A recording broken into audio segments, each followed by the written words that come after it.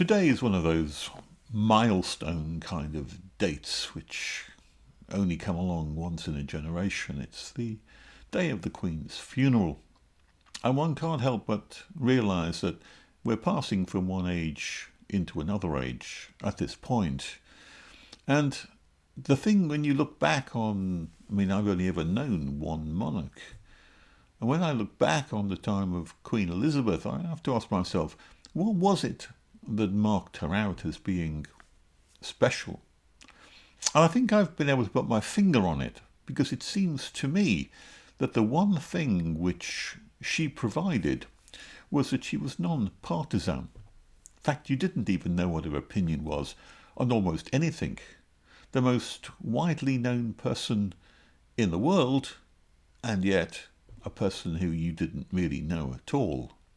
And I think that's quite deliberate and quite clever and very important, because we don't really know what the Queen thought about climate change. We've got no idea what she thought about LGBTQ issues or other issues which are of momentous importance to us today.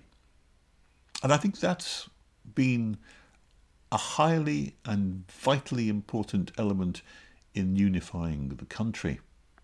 The moment the politicians come along and they take a view on one side or they take a view on another side, that's a recipe for division, because some people will agree with them and some people will disagree with them. But the fact that the monarch stood above all of that and didn't express an opinion on any particular political issue has simply meant one important thing: that she never divided anybody, never divided one part of society from another. And I think that that is the real strength of Queen Elizabeth. As you look forward to the future, there is a change of monarch, and this one is a little bit different from the last. The son is not the same as the parent.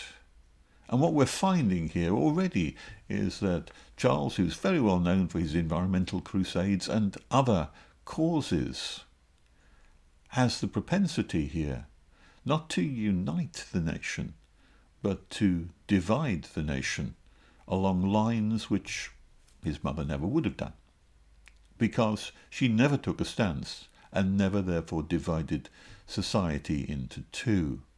But by taking a stance on climate change, there will be those who agree with him, and there will be those who disagree.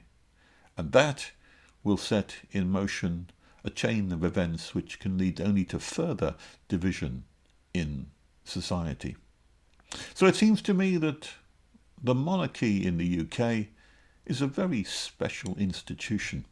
And it's very special only because it is the most uniting institution in the land. And it's only uniting because it never took sides on issues. It never divided the nation. And if we don't continue that, or rather if Charles does not continue that, then the future does not bode well. But we have a lot to give thanks for Queen Elizabeth, in the way in which she did bring together the nation around a common theme of monarchy. But the potential for the future may be not so good.